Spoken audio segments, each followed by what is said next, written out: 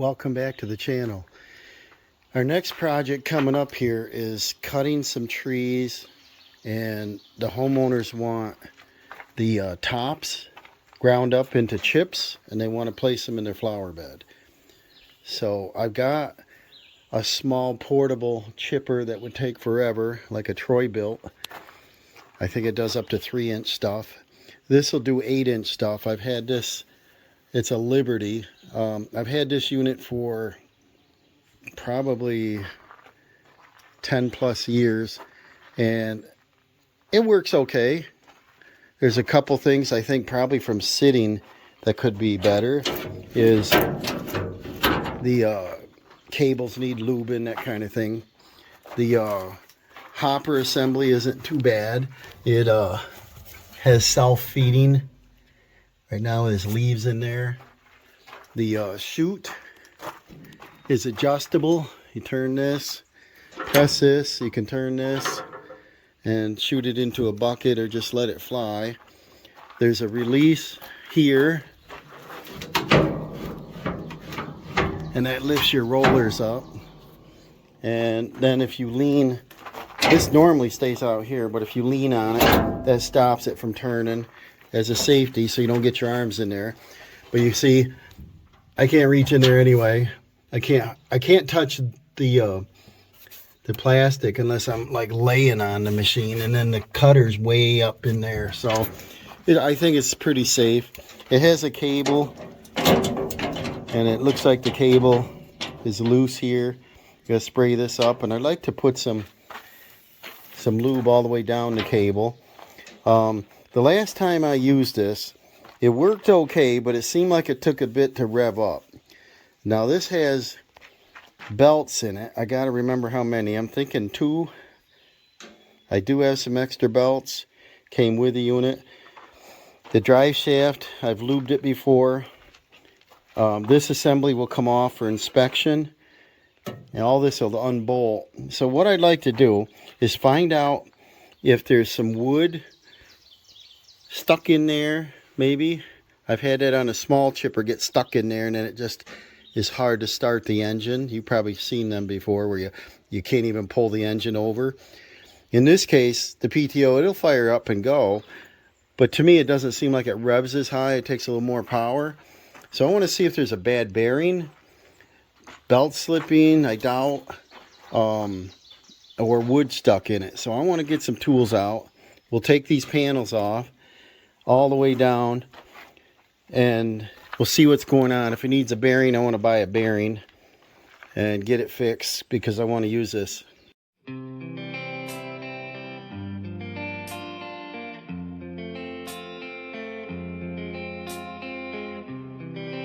Now what I want to do is take the cover off. These 5/8, these are 3/4, and these are 1/2 inch. And here's an inspection cover, but you got to take the chute off to get to that. There's a pull pin down here. But to get this belt cover off, which is probably a bearing behind it, we probably have to remove the drive shaft, which I've never done on any of my equipment before, but let's see what's involved in that. A lot of times you buy these, anything, and there's no drive shaft on it.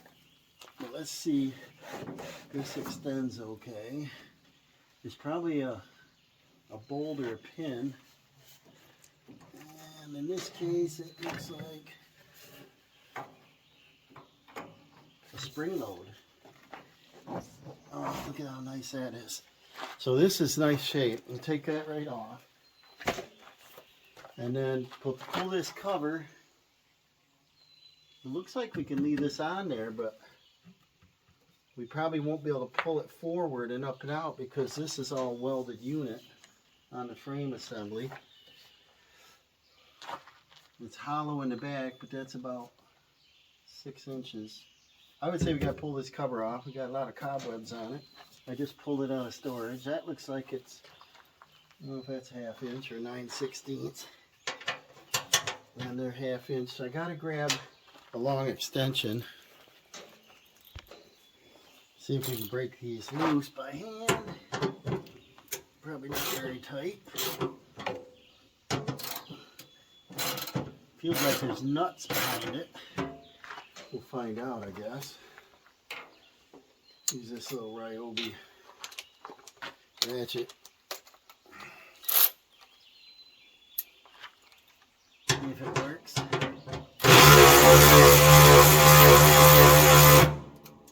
Alright, they're not moving.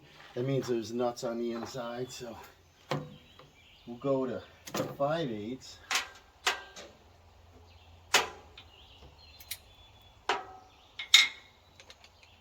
And we'll take this shield loose.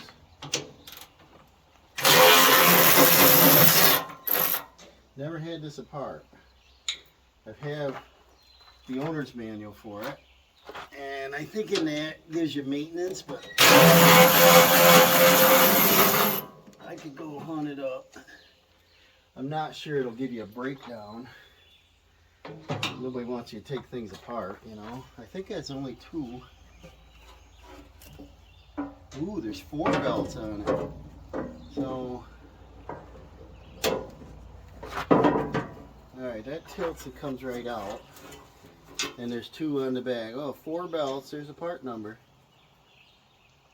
2012. That's cool. And it looks like something rubbed on here a little bit. Ah, this might be our problem. Check this out. Belt tensioner. There's a ring sitting in here. This looks like part of a bearing. Wouldn't that be cool if it's right here? We don't have to go any deeper. I think that fit inside there. It looks like the bearing fell apart. We got 4 dry belts, and they're in nice shape. Here's our bearing that I was concerned about, the big front bearing. And that's the one that would be a project, because that nut on there looks like a 2-inch. And it's got a folded over lock on it. This one looks like close to a 2-inch. And this is, I think there's 2 parts. I think there's cutter and fan. There's a couple things in here. So it looks like, I don't know if you can see it. Put my parts over here. Bring it right over here. Is this holds tension on the belts, and this is all blown. It is holding tension on them now, but I think it's wobbling, banging on that. So when I start it and it starts to get moving, it takes a while, like a big flywheel, to get it cranking. And then I think I'm hearing this rattling, banging on the front cover. That's probably, to me it sounded like there was a piece of wood stuck in it or something, thunking around. So there's our tensioner. And that looks like a 3/4. We'll zip that loose. So we gotta have a 3/4 wrench. Loosen that up.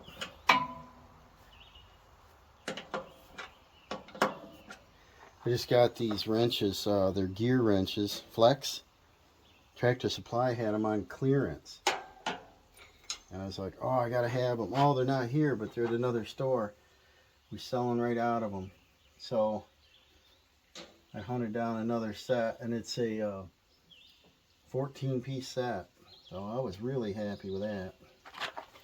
Flex head, you can get right in there. So we have to slide this off, so we got to take this nut off.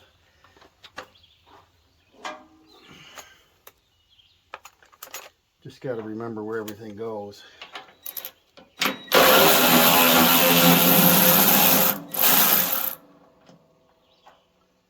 That's a lock nut. And a washer.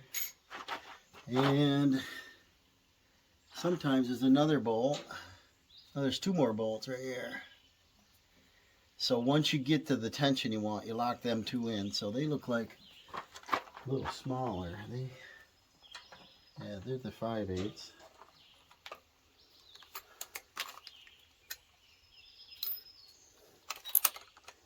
Well, if the ratchet would have torque enough to get the bigger bolts loose. Ratchet's a little long for this. That's no problem. The other one's underneath. It'd be nice if it's a $5 bearing. Wouldn't that be cool? That's a lot of torque for this ratchet.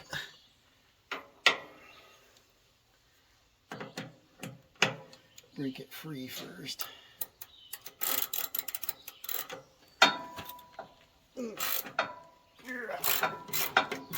Break steel, right?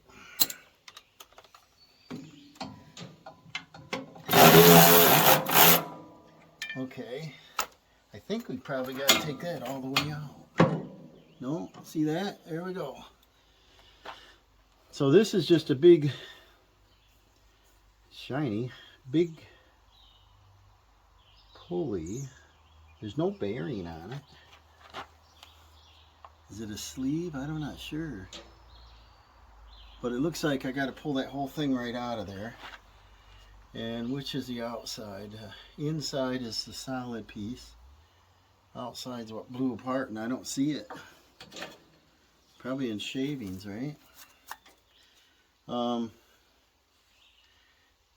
I just take them all the way out.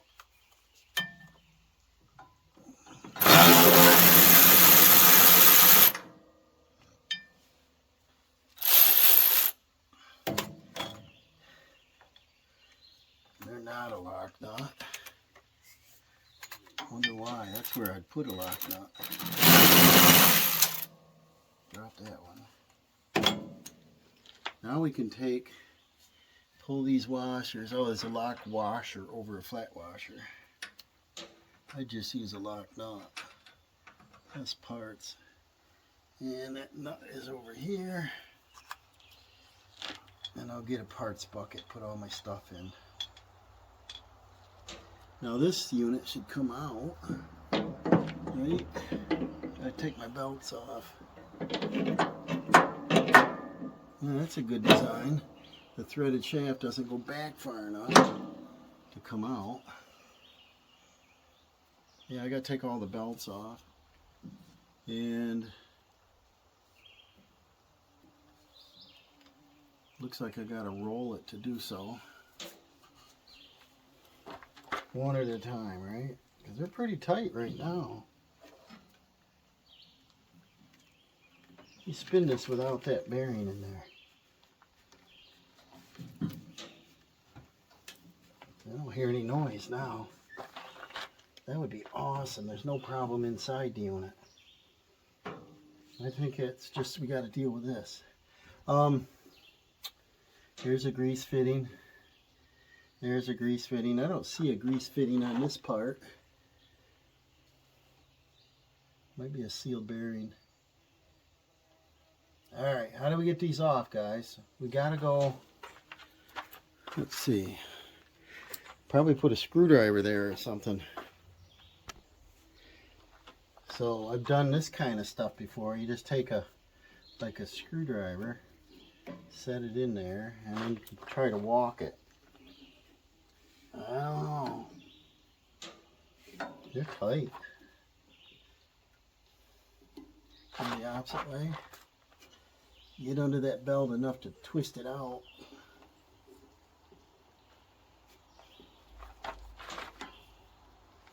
Almost looks like that idler is not necessary. Belts don't shrink, do they? I thought they stretch. Probably if I loosen up these bolts, it'll rock a little. I was hoping not to take the belts off. This unit has to go down another 1/4 inch to be able to come out of there. Pull it this way, hits the belts. Does that help? Not really. So the belts are in the way. Right?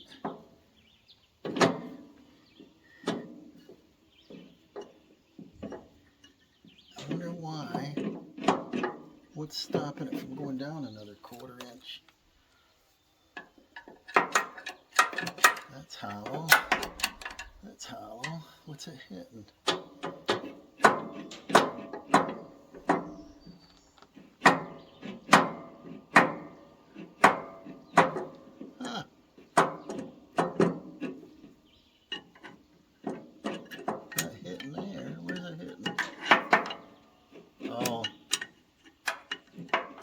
the slot in this isn't drilled that extra 1/4 of an inch. That's smart.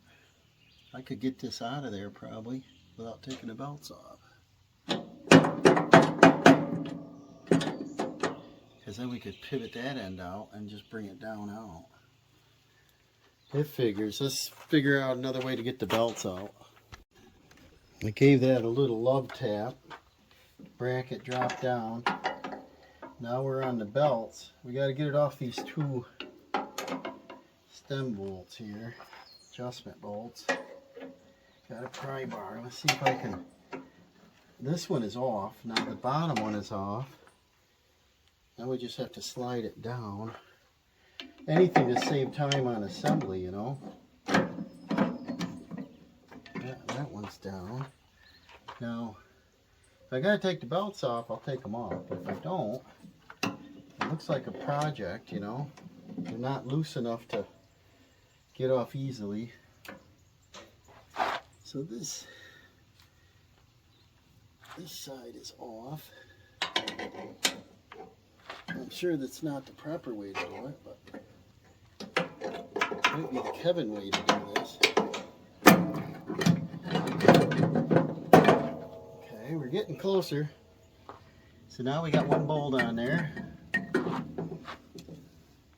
That'll probably save me about 20 minutes. Let's see if we can get this worked out and out of there. I put the, there we go.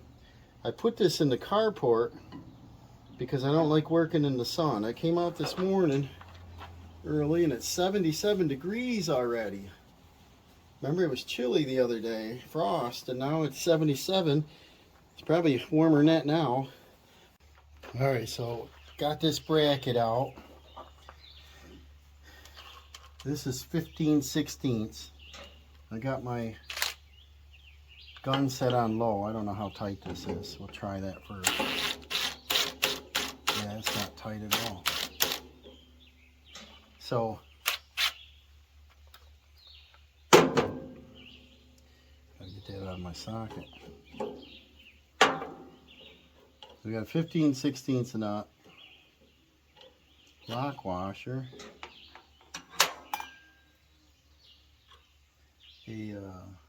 that looks like part of a bearing. That looks like the seal for the bearing. And this looks like the center, what do you call it, the sleeve. What else is on here? Looks like there's the copy of this right here. So I don't know if this is part of the race because it's got like a dimple in it. And then let's wipe this thing off. It's pretty hot out here today. So, kind of glad I'm under cover. In another hour or so, the sun won't be in here. I don't probably need a light, right? But it looks like we're almost done with this part. I think I'm still going to take these chutes off and look in there and see what the cutter teeth look like and see if I can sharpen them if it need be. You see this shaft? A little tiny, can't quite catch it, but a little tiny score there. They painted it originally and then they put the bearings on. But I'm going to see about a bearing, and probably it's going to be kind of expensive because it looks to be 3 inches long. And I've got to see, I don't have a press. I used to have it's a 12-ton. Might be enough for something like this, but I don't have one anymore. When I moved, I had a tool sale and I got rid of some big tools I didn't want to hassle with. Things I didn't use, and then now I need them, you know. That's how it goes. I get a car I like, sell it. I wish I had it. So we got to use this over, obviously. There's a little rust on that. I put that in a brush wheel and clean that up. That's where the 4 belts ride. And then this part, see how sloppy it is? The whole bearing is gone. And then this sleeve is the same size as that. So probably the spacer goes in the middle, rides on this shaft, and then there's a bearing here and a bearing here.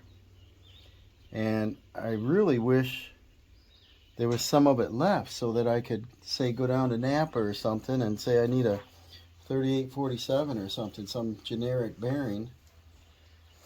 So, not sure how I'm going to press this out of here. Let's see. There might be some writing on it. Doubt it. But I'll have to take this whole assembly with me. And that would be the width of the bearing, I would assume. So apparently this little dent is where the ball bearings ride. So it's probably, this is called the inner race. The ball bearings and outer race is right here, I would imagine. That is the outer race. That all makes sense. And then the sleeve rides in the middle. And it doesn't have to touch this big thing because the bearing is going to keep it spaced. This one's still here. This one is recessed down inside. And then remember, this mounted this way. So that goes on, this goes on. This doesn't matter right now, but this goes on. And you see that? That would be the bearing, that would be the bearing, this would be the spacer sleeve. This would fit through there. And the ball bearings exploded. Probably had a plastic cap on it because they're not greasable. So we're looking for a sealed bearing. I can mic that, but it's probably, shouldn't say, it's probably a heavy 3/4. And then I'll mic it, take them with me. But we got to press these out. And I could probably put it in a vise and come in and knock them out, maybe, without damaging them. So let me do a little homework, and maybe I'll go hunt up the owner's manual on it. I doubt in there they'd give you any parts explosion, you know. So I'll look up the model number, the serial number. I'll look online, and it might give me a bearing number. And if the bearings are economical, I'll just get them coming from them. If they're high priced, I'll look at Napa or Amazon. Okay, I looked up online for quite a while. Didn't come up with anything. I don't know. They didn't have a parts reference or anything. So I washed these up, parts cleaner, and I slid them onto there. I've got the outer race came off, which is cool. I got this cleaned up. So now I have a diameter of the outer race, and I've got the inner race size. So now I want to go find 2 sealed bearings. I'm going to head to Tractor Supply first, and then I'm going to go to the auto parts store second. I got a 2-inch micrometer here that I can try to help them get numbers, and we're going to see if we can get a couple reasonable sealed bearings.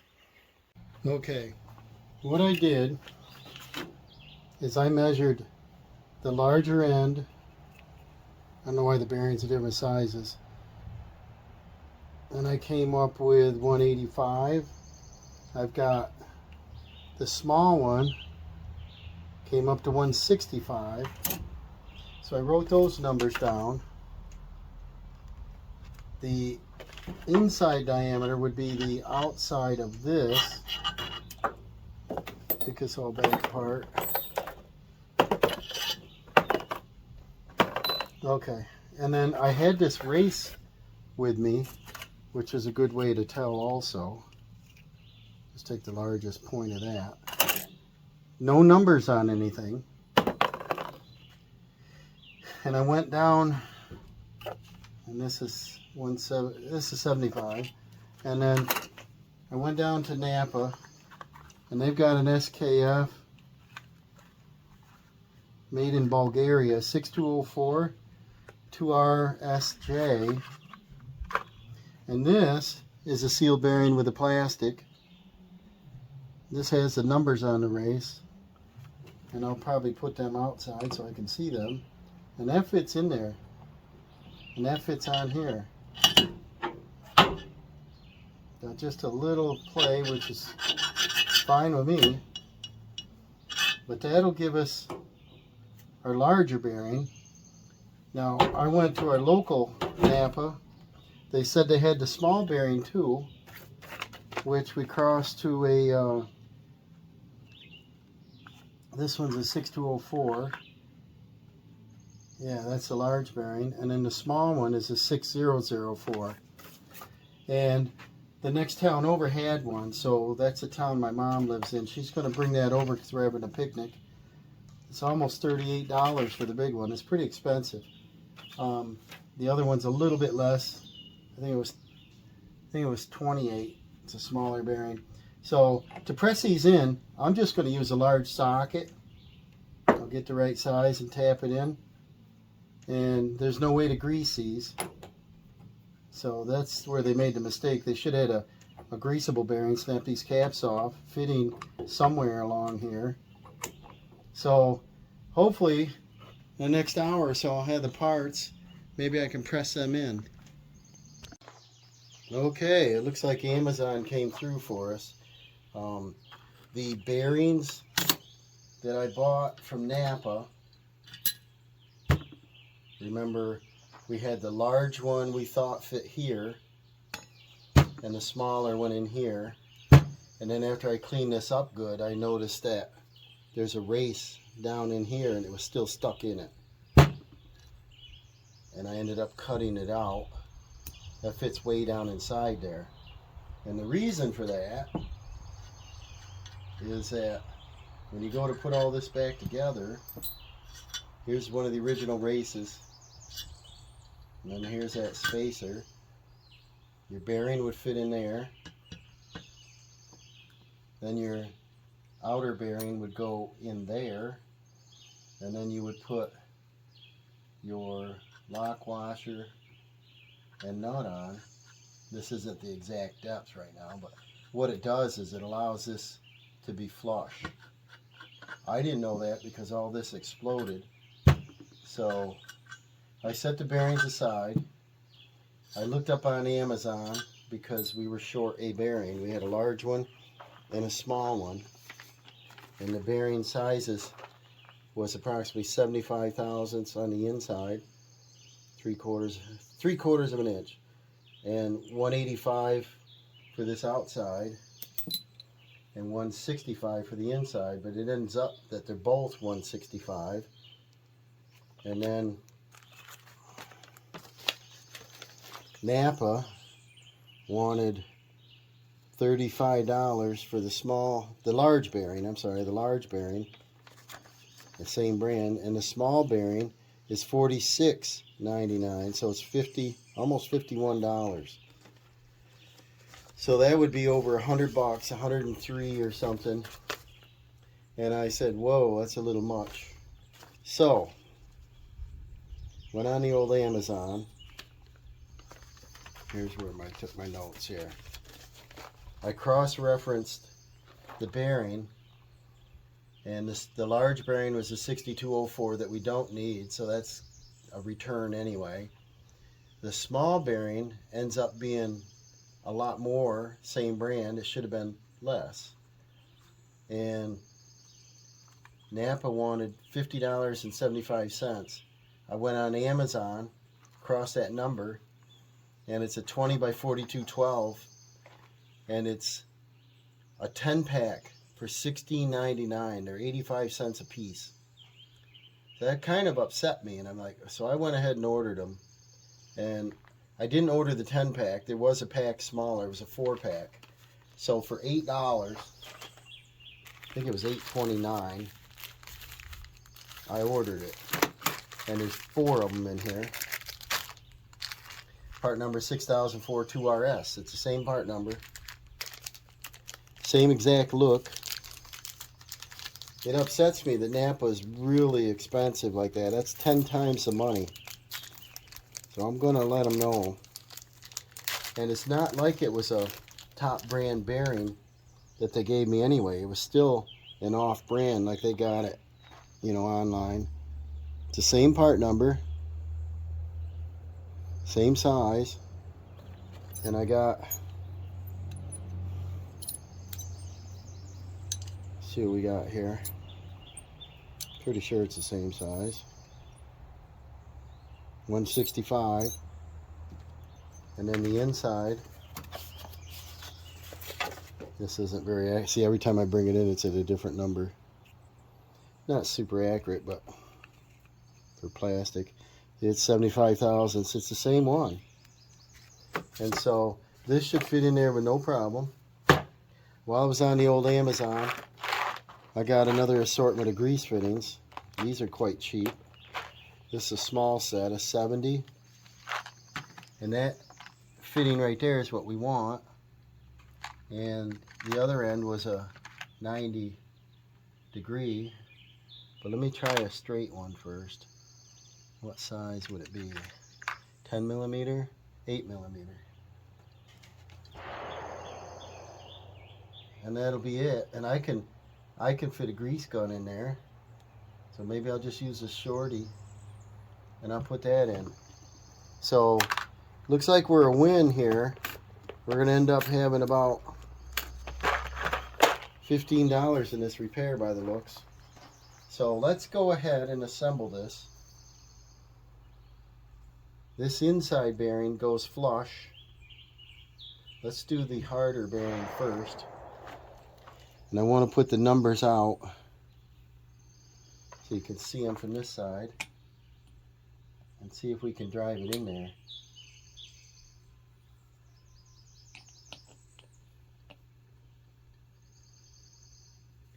I got a socket here that's the outside diameter. I'm on a warped wooden, sort of wood table, so I'm not sure this will work. I might have to go and set it on the lights or something. See, that goes with some pressure, so you want to keep it straight. And she's got to go way down in there. So I'll keep going. I can feel it moving. Across the street sounds like Russia's invading. Somebody's over there with some big guns today.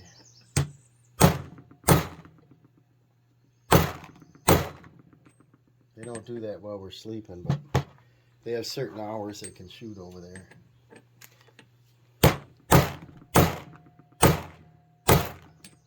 And we shoot also. But sometimes if you're having a picnic, ooh, we're almost down. See, it's moving. I'm just going to keep hitting it lightly because I don't want to get all carried away here.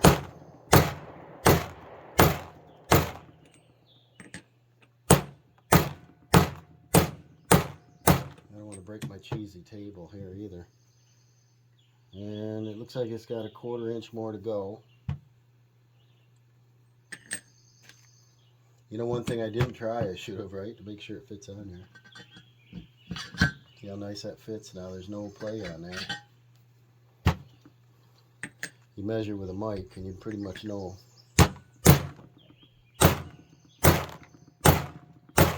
I'm a little upset with the price of Napa. 10 times the price.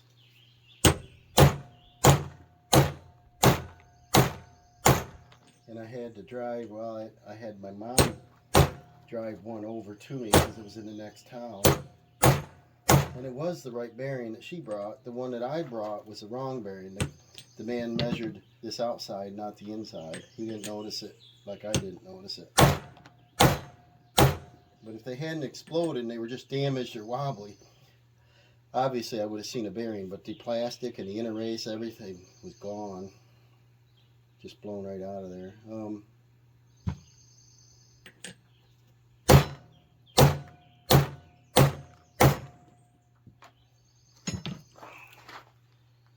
And we're getting pretty close. I think when I go to tighten this up, see that? When I go to tighten that up, it'll draw it right in there. So I think I can stop right now, and I'll do this outside bearing, and which would actually be the inside bearing.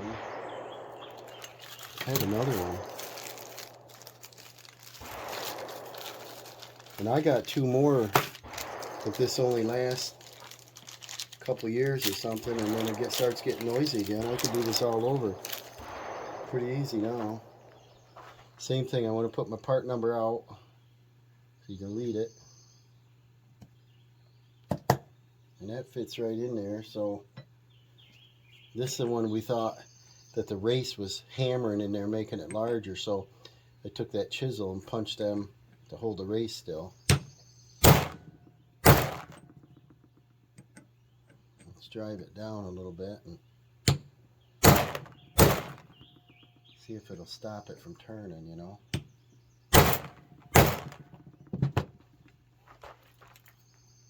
See, the race still turns in there. So I'm going to want to peen this over. But right now, let's set her in there to see how close we are. How come you didn't catch what I did? We got to put this spacer in there. This looks like it'll pop right back out.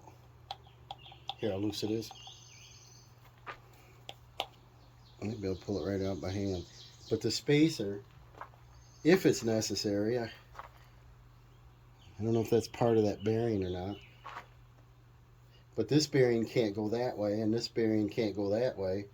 So I don't know why you would need this. I don't, but we'll probably put it in anyway. I think I'll just use something like this so I'm not putting any pressure on it. See, there wasn't really in there, so we're going to put our spacer in.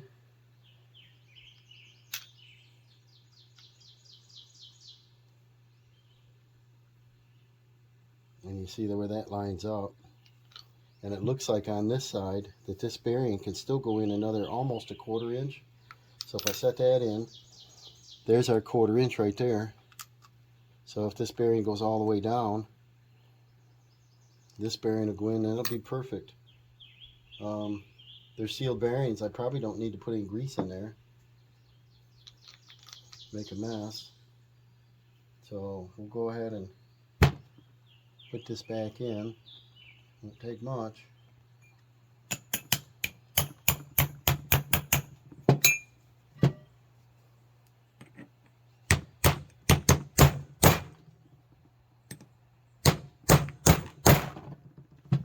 And then we'll look across to make sure it's straight.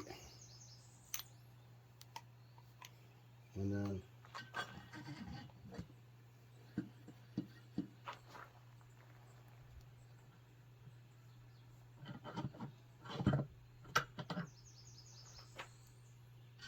the bearing needs to be pounded in there and then tapped over. But I want to check for fitment here, you know. Because we did that mistake a couple times now. Alright, this bearing needs to go down a little bit further so it's on that shoulder. And then when we go to put the washer and nut on, right now, the nut won't be down all the way. So that kind of proves to me that's what's got to happen. So let's go ahead and put this bearing in. Tap her down. We'll get a chisel here or something and peen this over. Maybe this punch will work. All we need to do is move a little material so it holds that race from turning.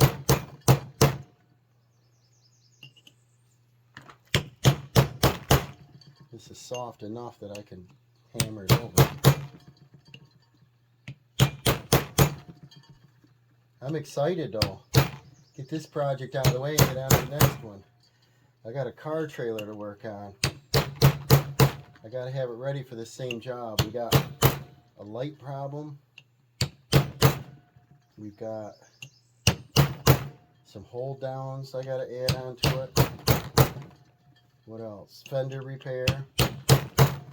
Kind of got a little bit of abuse, you know. And this isn't harming the bearing any. Alright, that looks like I did one all the way around. Let's see if that race turns. The inside one does, the outside one does not. So we can put this together. And what I'm thinking is this impact should be able to drive that down without me hammering on it. You think? We could try it.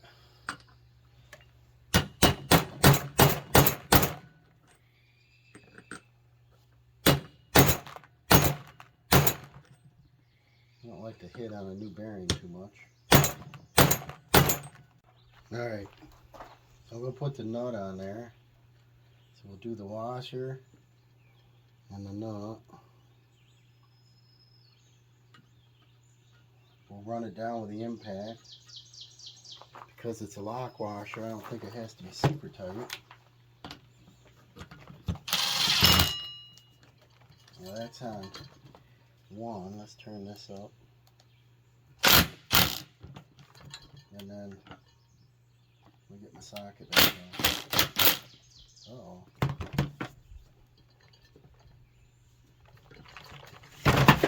Get my drive shaft. Come back. Oh, I got my lock washer stuck on it, so start over here. That's kind of odd, getting everything stuck in there.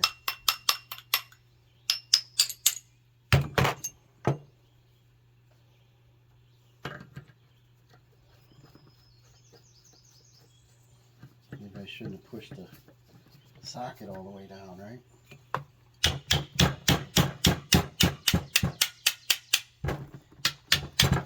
I'd like to get this thing assembled today. So I won't push it all the way down. Yeah.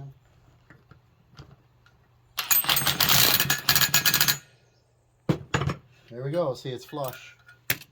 So we're in business. There's no way that bearing race can move, and this one is good. The seat part's on. Let's move on. Alright, I slipped that pulley right back in there. And this is what rides on our belts. And now I got to put that nut on. So I gotta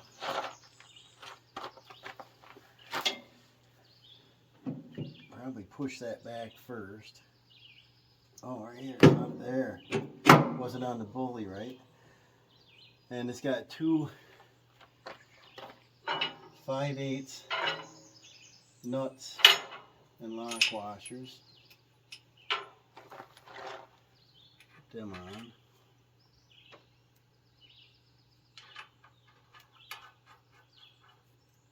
So that can slide. And I won't tighten that yet, but get it in so it's square.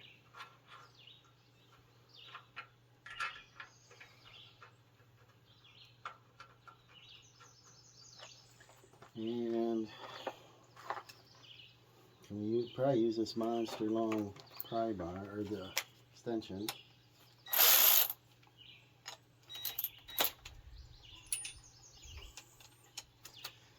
Won't snug them. Let's get them down to touch here.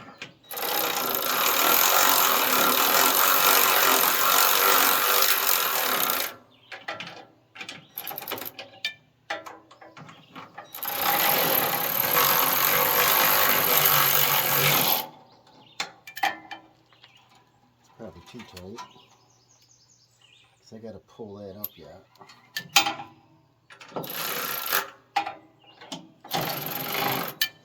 Like that. And then the top nut is a lock nut, neoprene, with a washer. And that is 3/4. Now we just got to get some tension on the belts here.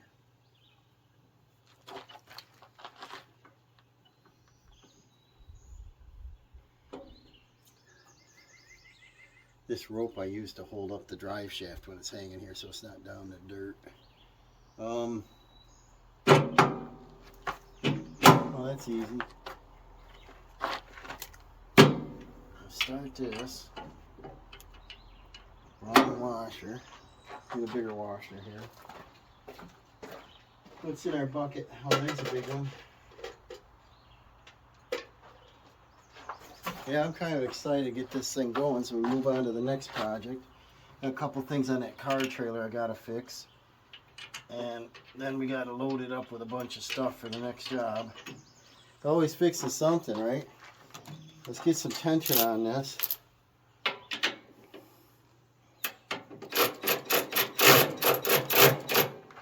And then it was way down there. There might have been too much tension on it, because this is your weak point. You'd want it, the belts to slip, I would think, before you hit anything firm. See how we got a little bend in them.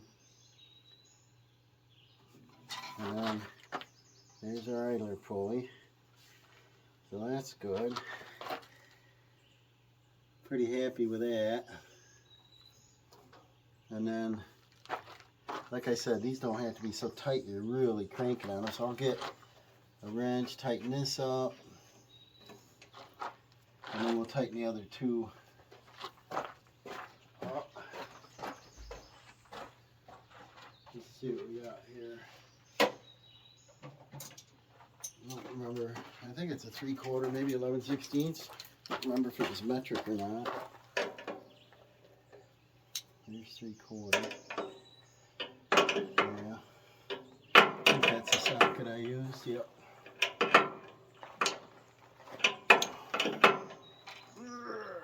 So that holds that still. Now we're going to take our 5/8 socket in there and tighten that up.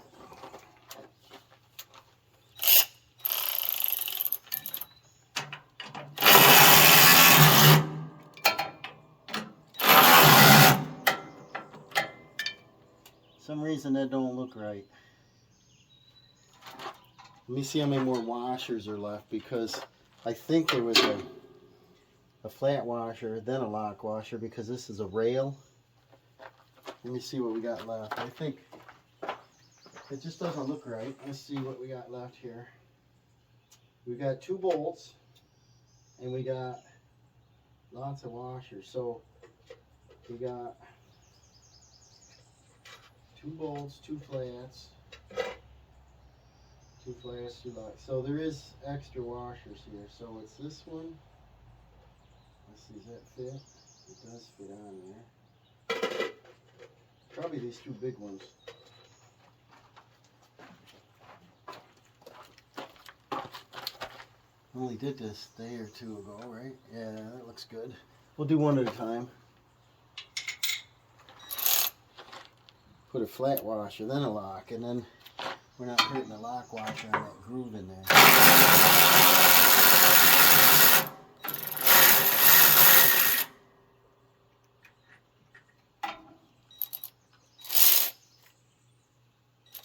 Tighten one up at a time. Put a flat one on there. There, that looks more better.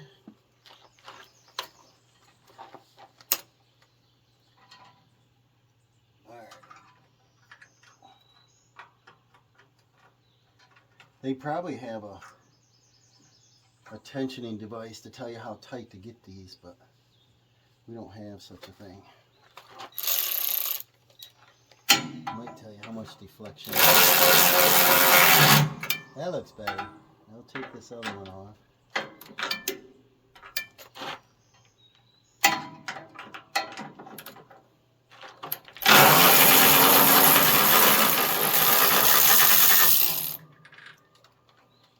And then we can put our front cover on.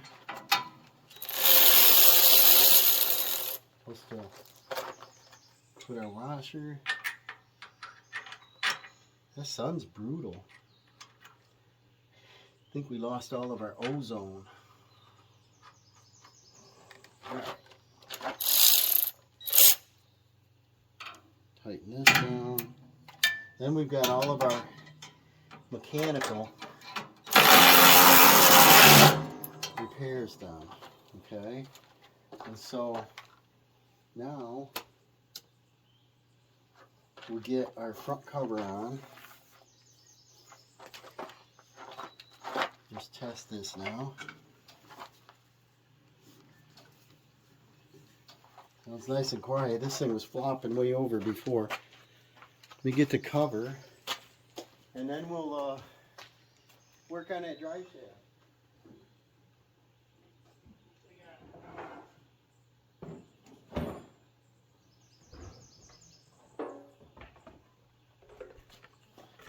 To get this base plate on, some of this junk out of the way, and then this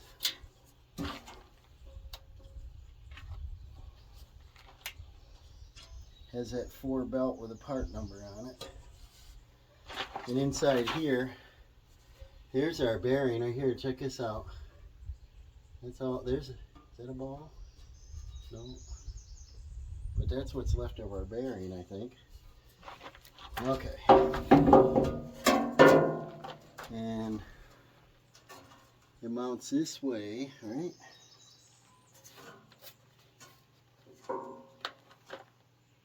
Wonder what this hole in the side is for. There's no grease fitting down here. Inspection maybe?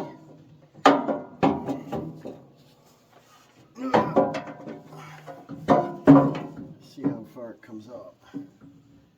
Gotta come up this way. The inspection hole is right here. I don't know, maybe to look at your belts? No, right there's a grease fitting. And maybe that lines up. We already greased them though.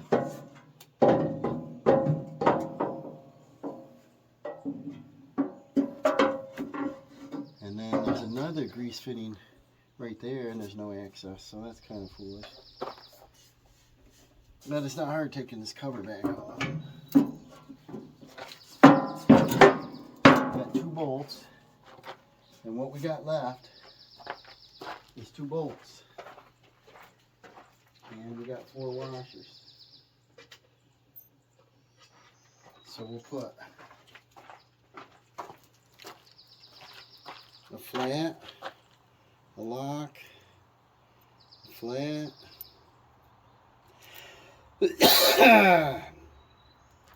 Let's shake this little cough I got. Put a little grease on that. Grease on that.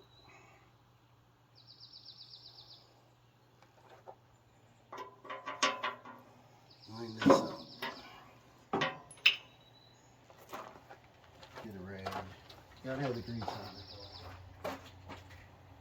Lubricant. Then I'm going to do the grease fitting in the drive shaft. Let's see what's easiest. Doing the right side. There's this way down there.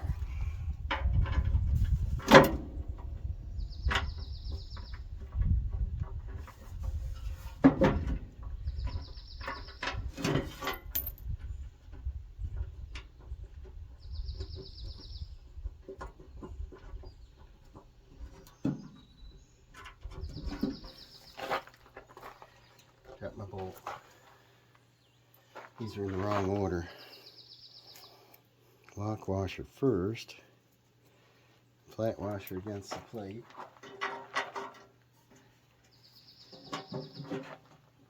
Get in there.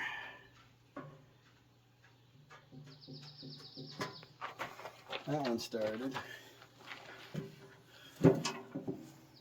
This one, not quite. Check the size on that. Looks like the same size. 5/8.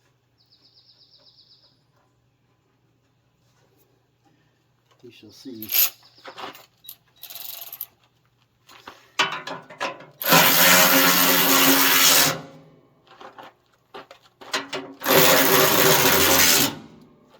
That's it. And like I said, the grease fitting's there, but the other grease fitting's here. How would you get to it? Gotta take it apart anyway. Let's work on the drive shaft. All right, we got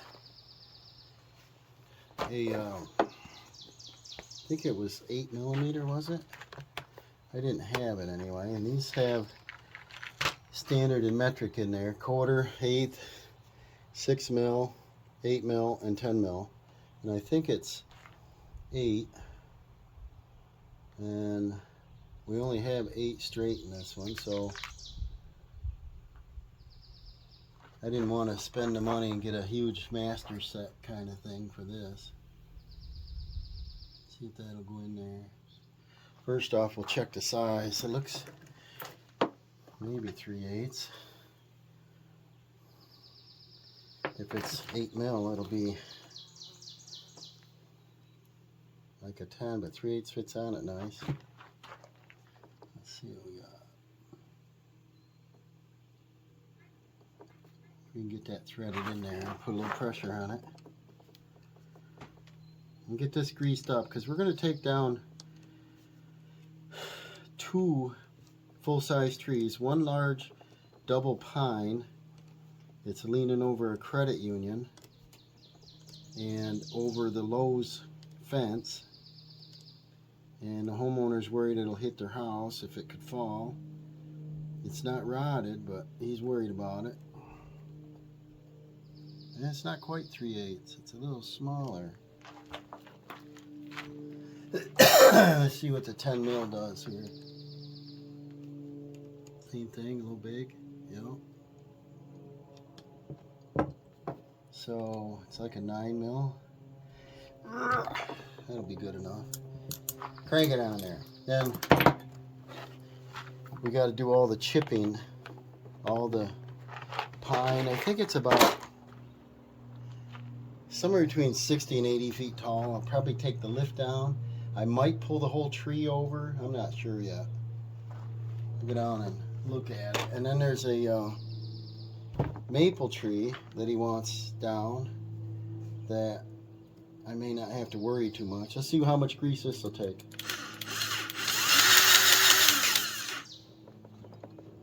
Sometimes swivel this a little bit. There we go. So I'm pretty happy with that. Like I said, this don't have a huge amount of hours on the machine.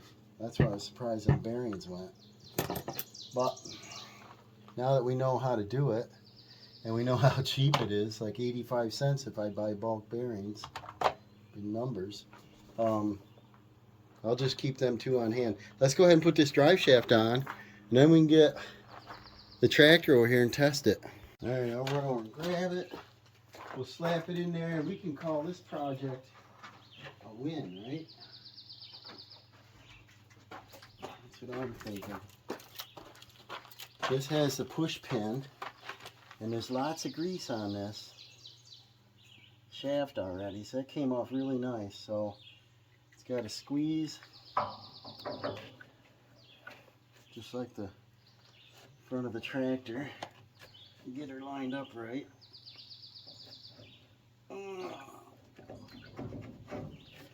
And then push in and pull back till you hear that. We're good. And then I use, you know, your drive shafts drop. Originally they had these clips, but of course the weight's too heavy. They got a poor design on them. So I always did something, you know, like, I don't want to be in there because I got to put my pin in it. But something to support this so it's not in the dirt. I got to come up with a better solution than that, because that'll slide off the end. Put it over here. Just make it easier to hook up, you know. And sometimes that electric wire works good. You just got to get out of the way if you're spinning this. That work? Probably too sloppy, but that's the general idea. Let me go get the tractor out. Well, I took the backhoe off. That took about 5 minutes. I threw these arms on there. And this unit can get inside or outside. The pins are on the inside. So we're going to back up to her. See if we can get her hooked on there. And we might have to extend the arm down lower. It might be just about right.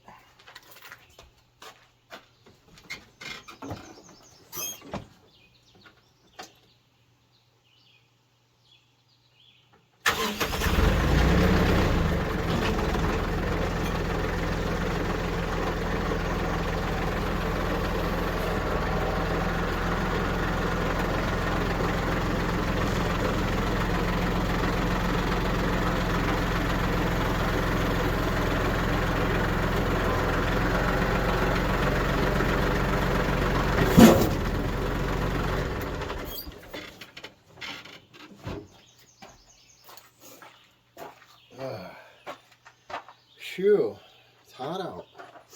Now these arms extend. Looks like the height is good. So these arms go out another few inches. Makes it nice. There's one on.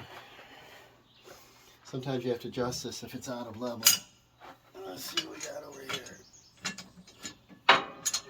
It's close. It's on. Then we just back up to the unit. I gotta go get my pins. There's a little grease on that PTO.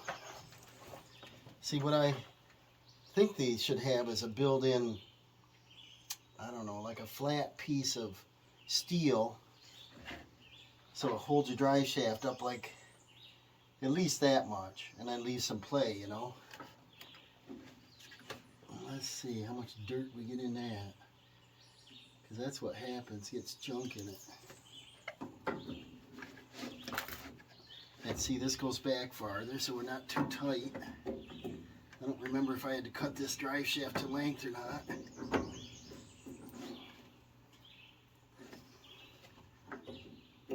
And see how easy this is going to be. The snowblower's been going on pretty nice. There, this is going on. Same thing, bring it in and then back to click. You know it's on. And it'd be nice if I had the safety chains and stuff, but you know, you're foolish to get in there with that thing spinning. It's just too much going on. You know, shut your tractor down. Now we gotta do our top link.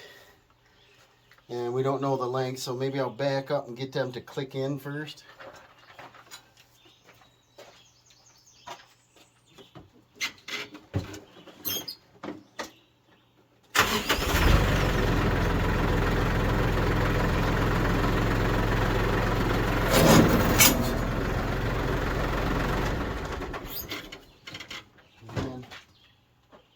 Put our top link in, and I kind of want to keep it adjusted like this so that I can set it right on the ground.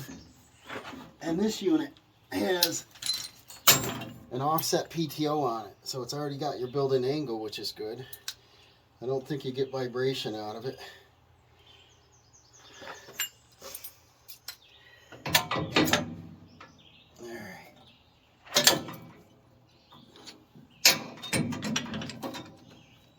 Pin in there, which is too long. It's alright.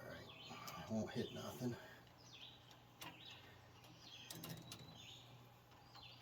I'm kind of overheated. I hate wearing hats. Start losing your hair and you gotta wear hats. Look at that, it's lined up pretty nice right now. Pretty close. Like no adjustment needed. Alright, so what I'm gonna do is I think I'll go out in the shade with this and we'll test it out. What we got to do is lift our arms up and adjust our pins so it doesn't have a lot of swing left and right. It's a nice setup on these. It's got your slide bar so you can move your arms back and forth. And it's got 3 different links to move this up and down, and then it's also got your crank leveler and then a 2-pin here. So it's a pretty nice setup. So let me take this outside, and maybe I'll take it back by the woods and find some brush so we can test it out. Tiger's got the right idea right there when it's hot out. Okay, I backed it over here by the edge of the woods, and let's fire it up for the first time. We've got a big stone ledge right here. This is a 30-foot flat rock that I can see. And I think I'll just blow the chips on the ground right now because they're easy to clean up. You just shovel them right off this rock here. Won't mess with the grass. And I got a pile of some rotten wood, some 4-inch, looks like 5-inch, piece of 6, and then some small tops. Let's test it out, see how this thing will work. Fire it up, fire it up, fire it up, Daryl. I want to take, instead of blowing them back at me, probably put them over this direction, and it'll hit the chute and drop right here rather than spray it. If you're in the woods, open this chute up and just let her fly, and you never see it again, you know. Let's try it.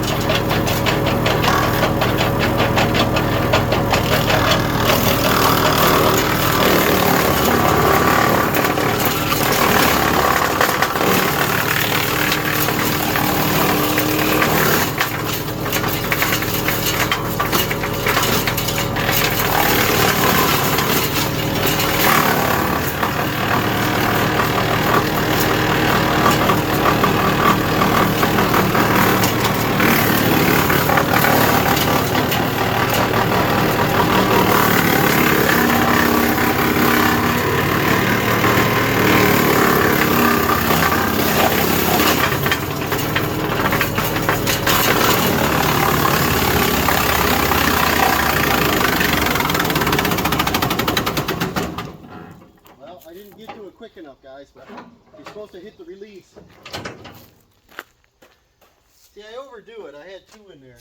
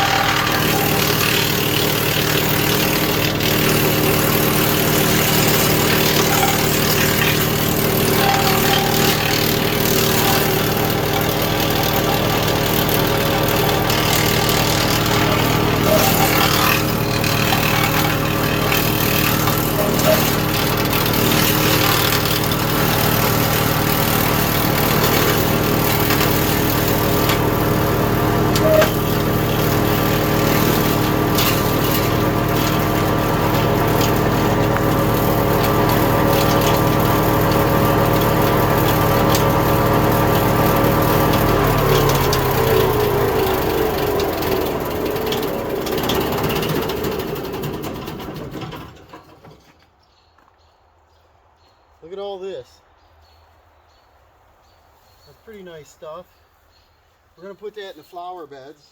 This thing works good. The only thing we get a problem with is when you get like a crotch in a tree, it kind of gets stuck in there. So if you lift the feeder up and drop it back down on it, it'll catch another spot of it. But it always works better if you have a little trim saw with you. Just cut all the crotches out of this and then feed straight stuff. And this kind of stuff, you can feed 10, 15 at a time. But like I said, they kind of get overwound in top of each other. And then the other thing is, I'd like to have like a push stick with me. So in the beginning, I fed through like a 3 or a 4 inch. I probably should have saved that one and used that for my push stick. And you can always get them back. Once they start, all you do is hit this, and that stops everything. Or you lift that, and you can pull your piece right back. So I think this thing sounds good, works good. Really economical repair. We got some real nice chips here. The setup is pretty easy. I'm pretty happy with it. So I guess until the next time, we'll be working on the trailer next. Get that serviced and ready to go. We're going to take the chipper down, the tractor, the wood splitters, all the chainsaws, possibly the lift, so that we can reach everything. And that's it. We're going to get to work. We'll see you on the next one. Just a little bonus. I'll show you how big that flywheel is on that. I'm going to kick it in neutral and just let her stop on her own. She's at 540 RPM right now. The light popped on. Listen to this.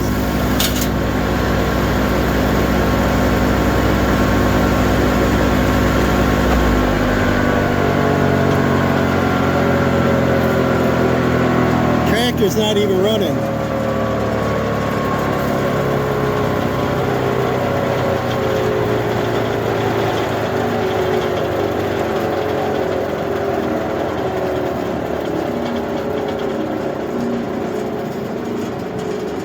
Sounds pretty good, doesn't it?